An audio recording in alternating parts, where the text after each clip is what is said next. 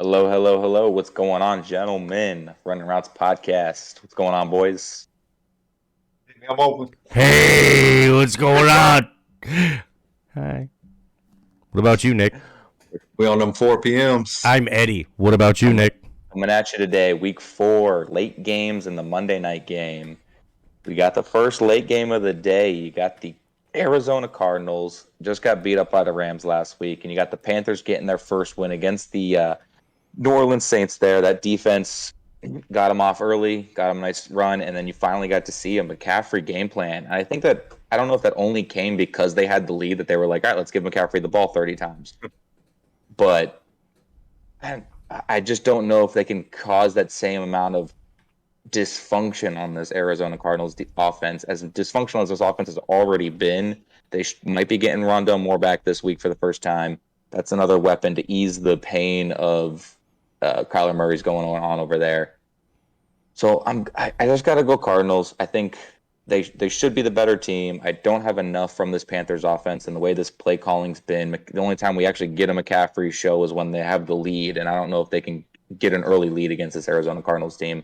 So I'm going to go Arizona here, and they're a 1.5-point favorite here in this first game of the 4 o'clocks. I hear you. I mean, I think I'm gonna go Carolina Panthers here. Shout out to my boy Henry. He's a big fan. These guys, Carolina. I don't know how anybody feels about Baker, but you know Baker's gonna come out and perform. At least he's gonna try and put his best foot forward. You know, Baker's a baller, so he's gonna try and come out and ball. The Arizona Cardinals defense is letting up 29 points a game. And I don't know. I just think this Panthers defense with Brian Burns and them boys is really quick. They're really fast. They're a really fast defense to begin with. You know, the secondary's quick. You know, you got some guys on the edge that are quick. Brian Burns. I think it's going to be creating a problem having a pocket and allowing Kyler to roll out. I think what's going to happen here is he's only going to be able to roll out to one side, and I don't think it'll be the Brian Burns side. I think he'll always run out to the other side, and maybe potentially this could hinder them in the game and be an issue. We'll see how the game's played and how they end up running the ball. You know, I mean, I think things definitely change if Arizona's capable of running the ball in this one. But I'm going to Panthers here. I don't know. What are you going to do, Nick? What are you going to do? I'm going Arizona. Arizona just because I don't think it's coming down to coaching here. I think both these coaches are possibly both done after this year if they both don't turn things around. Kingsbury especially, but I do like Kingsbury's chances better in this game. Kyler Murray's the better quarterback than Baker Mayfield. It is what it is. Even though they're struggling, both teams are struggling. The running game for Carolina might be a little stronger, but I think that Arizona edges them out in a tight one, maybe 24-20, 27-24 type of deal. Some points on the board, but I think it comes down to talent on the field more so than it is coaching and play calling because both those coaches are just they're going the wrong direction. And if they don't turn things around, I think it's a rough spot for both of them. But Arizona. I don't like them not having a leading rusher with more than 100 yards in 3 games. I don't like that. I don't like that at all. 30 carries, 90 yards, 1 touchdown for the leading rusher, Connor. That's crazy to me. That is crazy. I agree. They're not running the ball well. So you asked me how I felt about Baker. So, like, picture this. You go out to a nice restaurant. You want a steak. You order the steak. That's McCaffrey. You get some grilled asparagus on the side, you know, nice little leafy. That's your DJ Moore. And then you're looking around your plate for something else to kind of fill you up, and you see the mashed potatoes sitting there, and you're like, all right, that'll work. You know, that's Baker Mayfield. Baker Mayfield is the mashed potatoes. He's there. He's filling. But it is nothing that you don't go there just to get the potatoes. You go there to get the steak. They finally ordered the steak last week for Carolina, and it was smart. It was smart because it's a good meal. Carolina defense, fast. What does Kyler Murray have problems with? A fast defense. See the last game with the Rams. They're going to struggle. I'm going Panthers. I'm not all in on mashed potato Baker, but get McCaffrey the ball. I think they found that, and Arizona's defense has not been good all year. They're still banged up, and they're just not playing well. And for me, that's the recipe. Sit down, order the steak, Matt Rule. It's simple. It's a no-brainer. It's a no-brainer. You're at the steakhouse, order the steak, Matt Rule. So you're saying that we need some gravy for the mashed potatoes for it to even be. You can't dress it up. Like you can have some good mashed potatoes every now and then, and you'd be like, oh, that's fire. What'd you put in that? But you never plan a meal around mashed potatoes. You do around the steak. That's true. That's it. That's all I got. That's true. It's crazy. Yeah, I think we've all been kind of out the Baker Mayfield window a long time ago. We all jumped off that ship as soon as that man was picked first overall. I think a lot of us said that's a little high. He needs to learn, and they gave the man a hot head. He already had a hot head, and you just continued it there with Cleveland taking him number 1 overall. So we all agree he can have success here, though. Yeah. He very well can. Hey, you got to give it to McCaffrey is the key. He's the key to that offense, and if he's going, it's gonna open it up for easy throws for Baker. We talked about it. The reason he had any success over there in Cleveland. It's a run offense, and he just had it to not mess up. And if they can do this game plan like you say they can, and what we all say they probably should be doing, of let McCaffrey take control. Now is Matt Rule that kind of guy? We'll see. He hasn't been that guy really yet. So Good point. For sure. We'll see. It'll be an interesting matchup. Interesting first 4:00 game. Next one, you got the New England Patriots. First game, no Mac Jones. I think Brian Hoyer's the man stepping up. I hope this Mac Jones injury doesn't turn into a Michael Thomas situation where it ends up being a whole year and a half because the way the doctors say you can rehab and then it doesn't get to be able to rehab. And so then he has to end up getting surgery the following summer. We'll see. There's still lots of, he's still going in for second opinions. But that severe high ankle sprain, Brian Hoyer, the same thing that put Michael Thomas out for a while. And, that's a tough thing to do as a quarterback. That's your throwing leg. Was it throwing leg? Either way, can't do multi-step dropbacks without it. And he's got this tough, and then this Patriots team has a tough matchup with this Packers defense with a backup quarterback, let alone if Mac Jones was in there or not. So you got to go pay Green Bay here at a 9.5 point favorite at home. Got to go Green Bay. They're just too much. Green Bay. Green Bay. Green Bay it is. Just when you thought Mac Jones couldn't get any more unathletic, now he's officially reached 44-year-old Tom Brady status. So, yeah, it's Green Bay. It's Green Bay. That defense, those running backs for Green Bay, I know they still don't have it figured out, but they got way more on the table than anything Bill Belichick can cook up in his lab. It's Packers. Yeah, Aaron Rodgers, Green Bay. Packers across the board. That's an easy one. This is an easy one. I mean, I don't at all think that there's a possibility that what is it, Brian Hoyer? That's what is that what we're seeing? From what I've heard. Think he's the guy. I can't cook up a recipe for the Patriots to win. Like, I can usually put together something in my head. I mean, he's got no sleeves. Extraordinary effort from Brian Hoyer. I mean, he's got no sleeves coming in as usual, but I don't know. Yeah, there's a lot of injuries. There's a lot of questionables. How's that doubtful? How are we? Is it bad or is it not bad? What's doubtful? Well, reportedly 10 hours ago, Mac Jones still thinks he's playing against the Packers. That's what he said. With no mobility. Just like, listen, bud. Just try and lean into it. You don't even got to step. Just lean into it. Just lean into the throw. He's already not that talented of a quarterback and not that mobile. Everybody's questionable. It's a bad recipe. Every single person is questionable. They're all questionable. I think Belichick does that on purpose. I think he just puts it out and puts cues by everybody just to fuck with the media. That's exactly what he does. Yeah. Everybody's injury report is sus. Probably puts questionable facts by himself. Mac Jones on the field or not, it's still Packers. Yeah, I agree. All righty. Let's keep the ball rolling, though, gentlemen, because it's Green Bay all day. I don't think it's a tough one it's hard. vote against on. That's What? hard. They're both not scoring any points, though. That's what's crazy, is they're both only scoring 16 points a game. You know what I mean? Like, Green Bay's not scoring either. You know what I mean? Like, Well, this week. Well, they had a bad week 1, which they always do, and then they ran into a tough Bucs defense there in week 3. savage. Week 2, they handled business against Chicago. They should handle business here against the Patriots. For sure. Yeah, no, for sure. But I'm just saying that they're giving up 15 points a game, and they're only scoring 16 points a game.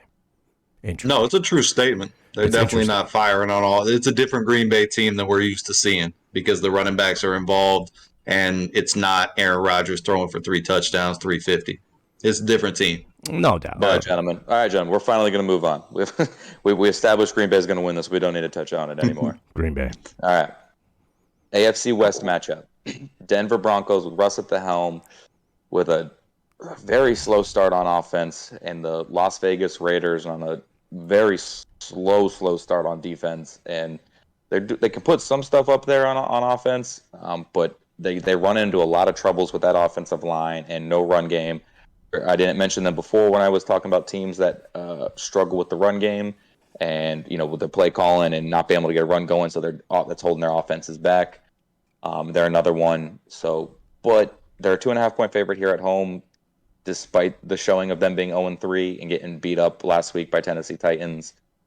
But the Broncos continue to kind of beat themselves up. I know they only had 5 penalties last week, so that was a good showing, and that probably the reason they won that game and didn't lose it.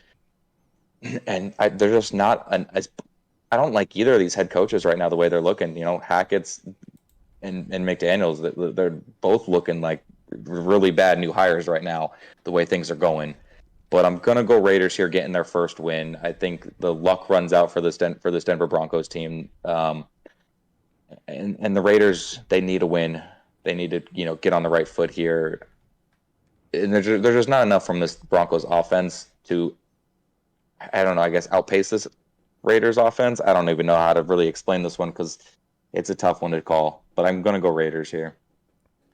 I'm going to disagree. I'm going to go Denver Broncos here. They're top 5 defense right now. I'm gonna swing the other way here. I'm gonna say that, the Raiders have really been turning it on and been throwing the ball a lot. I mean, 120 throws to 73 completions, 850 yards, 6 touchdowns, 4 interceptions. Okay, you know what they're not doing? They're not really running the ball. 42 carries in 3 games. 192 yards out of Jacobs, and they have no touchdowns. They're not really running the ball. Right here, 120 carries to 42 touches. You know what I mean? And obviously that's just one player. I'm sure there's other running backs who have gotten carries, but your lead horse here only got 42 touches.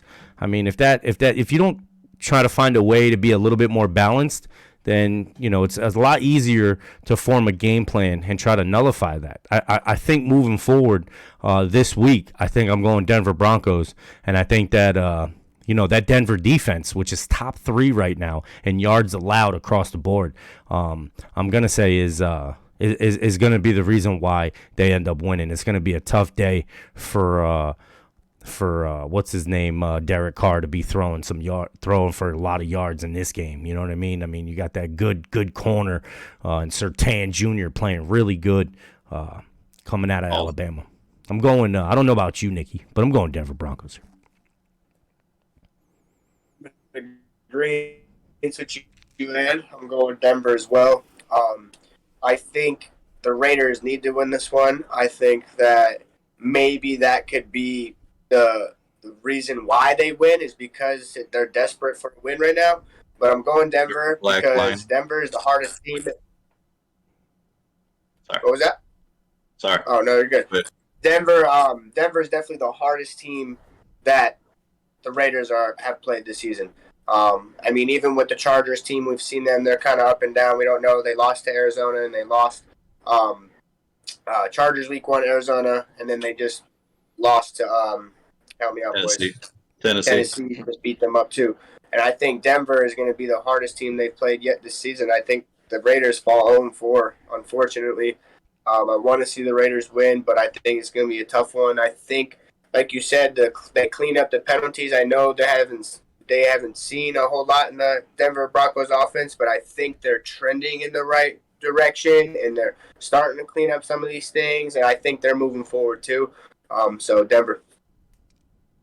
Disagree. I don't like Denver's offense, and I'm surprised as hell to be saying that because you got Russ. Judy played last week. Sutton's been awesome. Sutton's been a beast. Top 5 in yards. But they're just not putting up points. And where the hell is Javonte Williams? Like, I watched a lot of Melvin Gordon last week. Is Javonte hurt? I don't know, but he should have been the lead back this season. I know he's put the ball on the ground a couple of times, so maybe he's kind of in the doghouse-ish. But until Denver figures out that offense, it's a divisional game, so things are going to, come in closer. I like the Raiders at home to get the first win. The Raiders have been suspect all year too, but they've been game, and they could very well be sitting at 3-0. They could have won all those games. They should have won the Arizona game. They could have won the Chargers game opening day, and then they could have beat Tennessee last week too.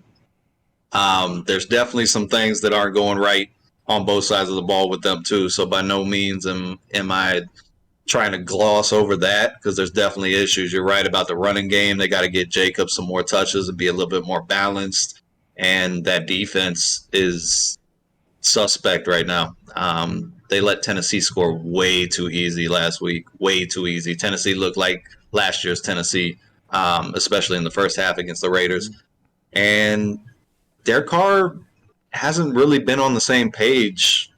I mean, when you look over at the other receivers, I think missing Renfrow was a big deal last week because you had Mac Hollins opposite Devontae Adams, and Mac Hollins doesn't scare you. He's a big dude. You can throw it up to him, but that's it.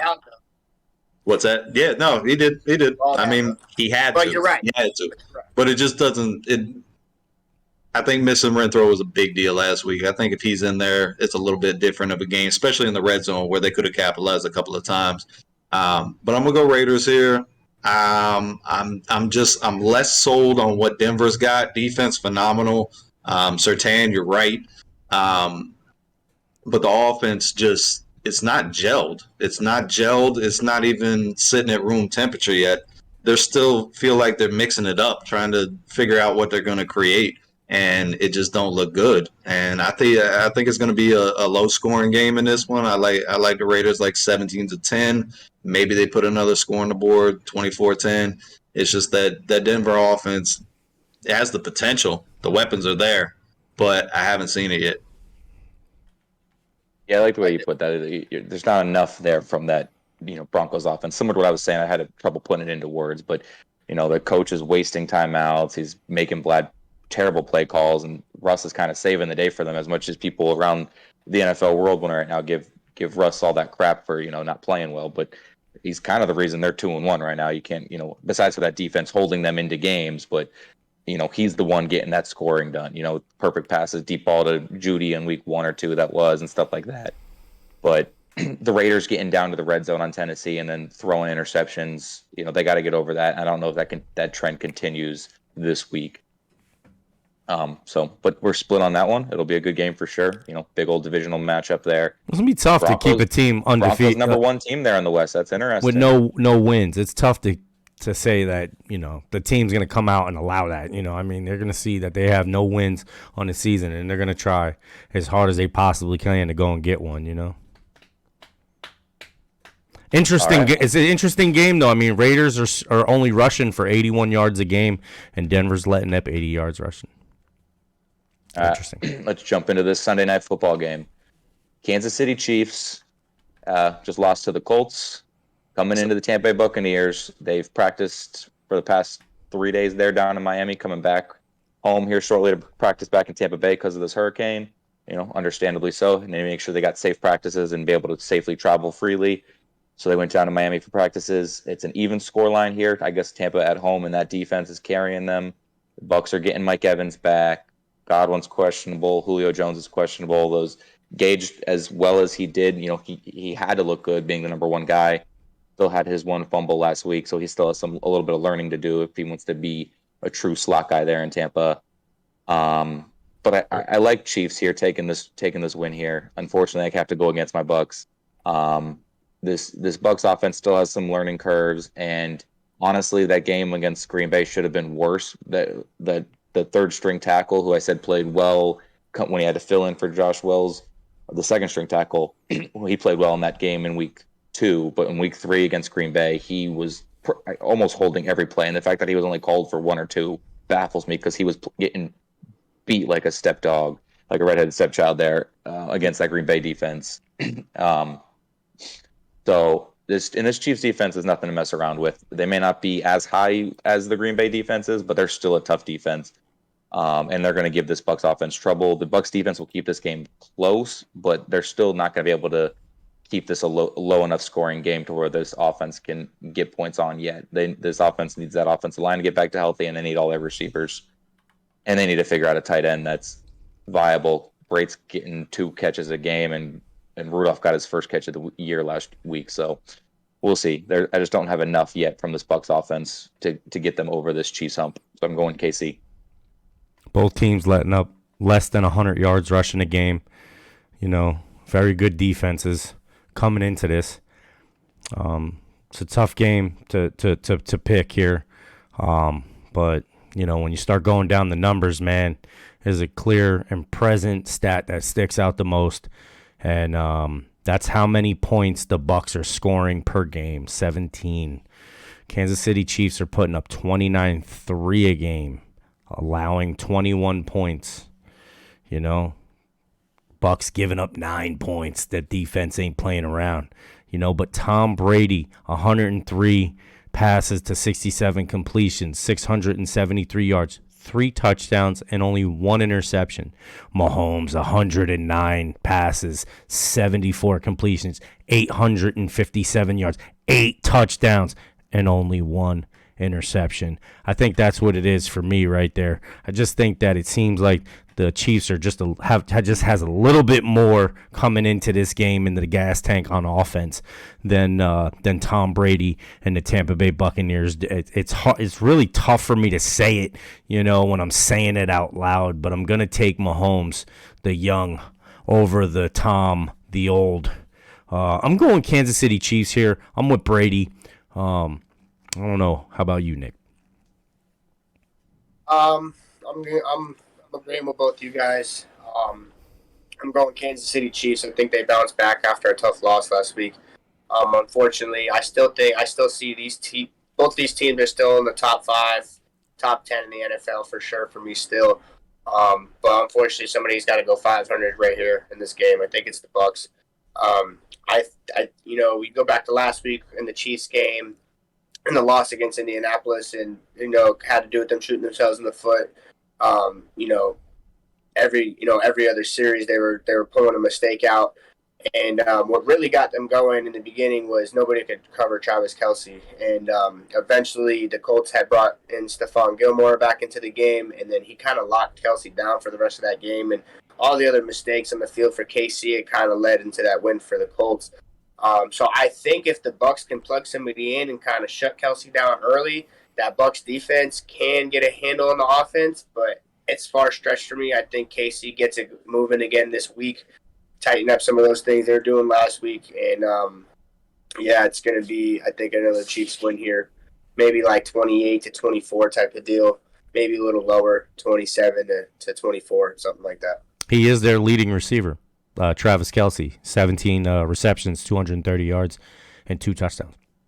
But it definitely changed the element of the game. If you go watch the highlights in that second half, and Stephon Gilmore stepped into the game, and he was putting it on Travis Kelce, and he was getting frustrated, he was dropping balls, and it really helped out the Colts, because there's really not, they got Juju Smith-Schuster and Scantling who have some pops and some, here and there. You see them making plays, which is good to see considering they lost Tyreek Hill and all that. But other than Kelce, I don't see too much. It's more so Mahomes just making good plays, but we'll see. And then the Bucs offense, let me touch on that real quick with Tom Brady. He's been pissed off week in and week out, and you see it on the sideline. You know how competitive he is, and it's these wide receivers, who normally Tom Brady doesn't have an issue with no-name guys or guys that, not nobody really looks at as star receivers. Julio being out, that's kind of, tough but expected. But you can see Tom Brady kind of getting frustrated in there. Had a lot of pressure last week against a good Green Bay defense and going up another good Kansas City defense. It's going to be a tough one. All I needed to hear was Brady took the Chiefs because he very rarely picks against the Bucs. But in all seriousness, the Bucs offense is the issue. I think their defense will play phenomenal against the Chiefs. I think we start to see where the Chiefs miss Tyreek right now. Games like the Colts, games where they need a big play to just spark that difference to where they just start pulling away. That's where they miss Tyreek. Nick's right. Schuster, Scantling, they give nice pops, but they don't replace what Tyreek brought to that offense. And they're trying to put it all together in a bunch of different people to make a Tyreek because you still got Travis Kelce. And they've been pretty successful, and they're going to be successful. They're a good team. Defense is real good. But his absence is felt. I guarantee it. But that Bucs offense, I mean, I know you get Mike Evans back, but the rest of the weapons just aren't there. And Tom Brady, honestly, his accuracy's been off. He hasn't been putting the ball where Tom Brady usually puts the ball time and time and time again. And I don't know if that was off-season work or that's a little bit older, or it's got more to do with the offensive line being as banged up like Brady mentioned. And then you throw penalties in there, in the hot sun, and that's a cranky old man out there. He is pissed off. You're right, Nick. He is pissed off. The trenches.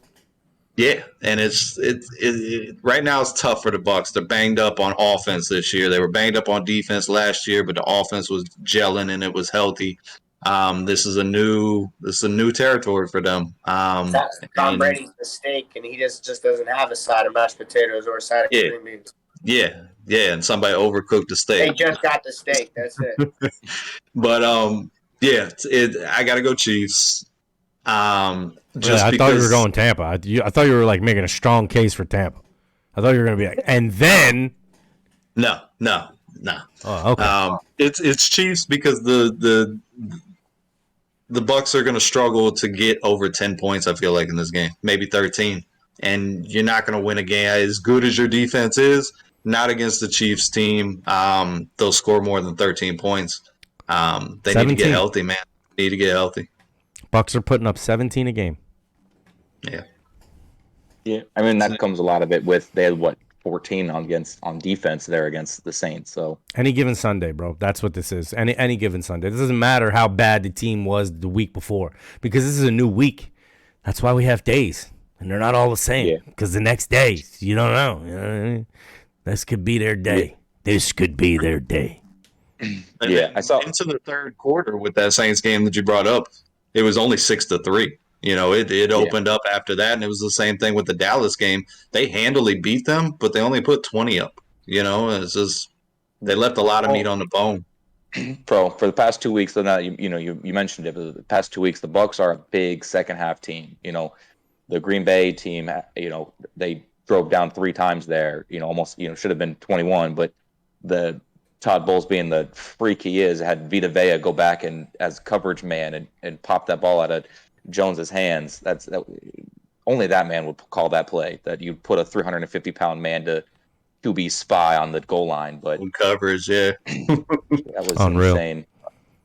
But that was another thing I saw with the stat with the Bucs defense is playing is Todd Bowles, like when he the way he's calling plays and stuff, he's not calling plays for sacks. The sacks are coming, but he's calling them because he just wants QB pressures. Like they're leading the league right now in QB pressures, and that's it's obviously paying off for the most part, especially second half when you shut down that Green Bay offense and stuff. So they're finding ways to manufacture trouble there on offense. So they'll keep this game close, but at the end of the day, the Chiefs can move the ball well enough to outpace this Bucs team. Agreed across the board. Let's jump in. Final game of the week. Monday night, NFC West matchup. You got the Rams. We just got that nice big win there against the Arizona Cardinals, taking on the 49ers with Jimmy G. They just got their loss against the Denver Broncos on that last Monday night game. back-to-back Monday night games for 49ers? Or is that with a Sunday night? No, Sunday night. Yeah. Sunday night. So Sunday night, then Monday night game. San Francisco 1.5-point favorite here at home. Kind of interesting. But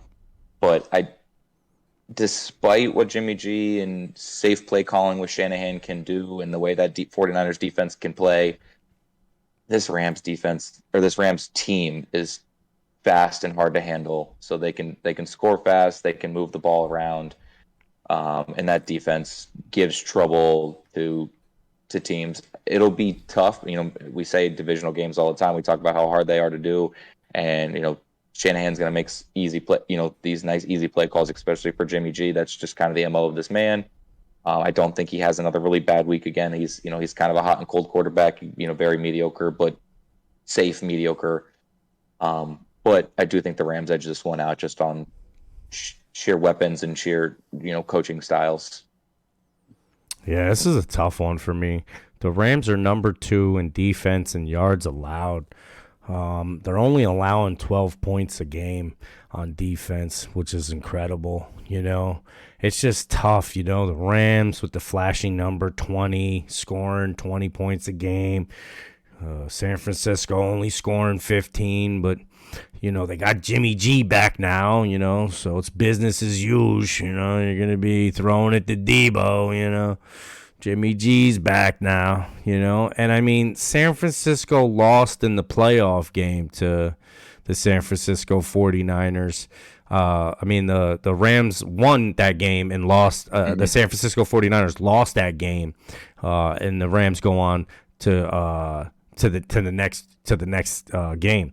I think that this game is going to be just like that playoff game where it's going to be a super tight game, but I think the Rams are going to win this one out because they do have the more high-powered offense. Hopefully, maybe we get to see a healthy Cam Robinson in this game. Not that Henderson's, not good or not it or whatever. I mean, Henderson's having, a decent season right now. 27 carries, 111 yards, and a touchdown. But I see Cooper Kupp having a game here. Debo's not even the leading receiver over there. It's Ayuk. Maybe Debo comes in and puts up some numbers in this game, but the Rams match up well. So I'm going Rams here. Nick, how about you? I'm actually going the other way with it. I'm going to be taking the San Francisco 49ers. The defense has been excellent. You're touching on the Rams defense, but the 49ers defense has been just as good. Excellent across the board. I don't have stats in front of me right now. Maybe Eddie can pull some up for us while I'm talking. But I think Kyle Shanahan just finds the edge over Sean McVay again, like he has in the past. I think that Jimmy G, like you said, they do enough of fundamental football to get them to win. The Rams offense hasn't shown us that they're the Rams offense. Nobody left, and it does have to do with the injury with Stafford. It hasn't really been talked about since the season started, but it's going to start to bother him more and more throughout the season as it goes on. Is that the factor? Is he doesn't look as as well as Stafford played last year? He was still tied with interceptions with Trevor Lawrence last year with 17. So he was turning the ball over. He did struggle in that aspect, and I haven't seen what they're capable of completely this year yet. So I think that the average Joe offense from the 49ers and then the excellent defense in the 49ers overall takes the game in a tight one, 28-27 49ers. Well, the 49ers defense is second in the league. They got 8 sacks. They got 3 interceptions on the season. They've only let up 681 yards. The only other team that's let up less yards on defense is the Buffalo Bills. They're allowing 148 yards passing per game. They're only allowing 78 yards rushing per game. They're only allowing 12.3 points a game. The defense is playing phenomenal, but it's 3 games. It's not, so the numbers can be kind of skewed at a point like this. It's not really a good idea to argue numbers. It's not right now. There's just not enough data, they would say. What you got, John? It's a tough one too. It's a tough Really one is. for me. Really is. I don't know. I mean, I give it to Shanahan to figure it out. But the running game has been suspect so far for them this year. And then you take away Trent Williams, which could be the best player in football, considering that he's an offensive tackle. He's done. Taking that off the offense, I mean, it's going to be hard, man, because that's their bread and butter. That's where they had the advantage over a lot of teams. That won them the Dallas Cowboy game was the physicalness inside, running the ball. And it's what beat the Rams up last year when they played earlier in the season, was just the dominating run style. But then when you look at it on the other side, the Rams are struggling too. They're a one-trick pony right now with Cooper Kupp, and that's it. It's been working enough. They did involve Allen Robinson a little bit more here lately. Whew, it's a tough one. All you guys make valid points about what you said. I don't think this is a pretty game. I'm going to go Rams at home. I don't feel crazy good about it. I easily San could go. Francisco's home. Oh, okay. Sorry. Anyways, I'm going Rams. I could very easily go San Francisco, but there's been nothing. There's been no Debo sightings, although he does play good against the Rams traditionally. And Jimmy G didn't look good, and the Trent Williams thing is a big deal to me. I think there's more continuity based with the Rams at this point in time, so I'm gonna go them. Anything else to add there, gentlemen?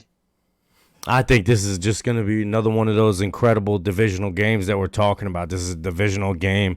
It's going to come out and it's going to be blood sport. You know what I mean? It's going to be, a lot of knocking around, a lot of hard hitting in this one. You play this team 2 times a year. This is the team you want to beat because you want to win your division so that you can make the playoffs. I mean, the whole thing is about winning the division. So, and these teams always match up well. They really do. I mean, sometimes the Rams will get got during the regular season 2 times, play them in the playoffs and knock them down. I mean, that's what we've seen in the past. So I mean, very well, San Francisco could very well have their number come out on a Jimmy G day where Jimmy G just comes out and plays well like Jimmy G does, limits the mistakes, doesn't do too much, and is a game manager and incredibly just orchestrates an incredible game managing drive consecutively in this game. And it's possible to happen, but have we seen it a lot? And no, we haven't seen it a lot, but we haven't seen it yet from San Francisco. So San Francisco's got to out physical the Rams. If they can do that, then San Francisco's going to win the game close, like you just said. I mean, it's possible, very well possible. San Francisco edges it out. Alrighty, gentlemen. That's the picks, boys. We're in the books. It'll be interesting. Hey. We're getting into the nitty gritty of the season. Getting up there. Almost touching on a quarter of the season. Working our way. Incredible. Yeah, it's still early. We're figuring out a lot about these teams, and a lot of it isn't settled. I don't think anybody, besides looking at what Philly's done so far, I don't think you can say that about a lot of teams, and even Philly is yet to be kind of challenged too. So it's still unknowns across the board to me. Yeah, that's why I really like this Jacksonville matchup, because we're gonna find out like how good is a Jacksonville team. At the helm of Doug Peterson, how good is this Jacksonville team going to be, going in? Sure. I know he's going to try and take this one to be a personal game and try and go ahead and get Philly, and go get the team that he won a Super Bowl with. I mean, you don't want to lose to them. You want to win, I mean, let's be real. Nobody wants to. You don't lose the people that fired you, that's for sure. Exactly. He's also going to walk on that field, and the entire stadium's going to boo him. And shouldn't. They shouldn't, because they might regret it. Doug, you might pull it out, but that's no surprise, though. Philly boos everybody. That's true. They're going. That is true. They boo themselves. They stand in the mower. Out of their way to boo Rager. I mean, a guy that it was not even a benchmark of a career, and you went out of your way to boo that guy. Yeah, Peterson's getting it. Peterson's definitely going to get it. He's getting it. But you got to love that about Philly fans, though. I personally do, because that means you care about every facet of it. That's good shit. But it's really going to be a good game. That really is going to be a really incredible game. Check us out on Instagram. Hit us up. Instagram, Spotify, YouTube. Get with it, guys. Coming with the heat every week. Running routes, baby. Peace.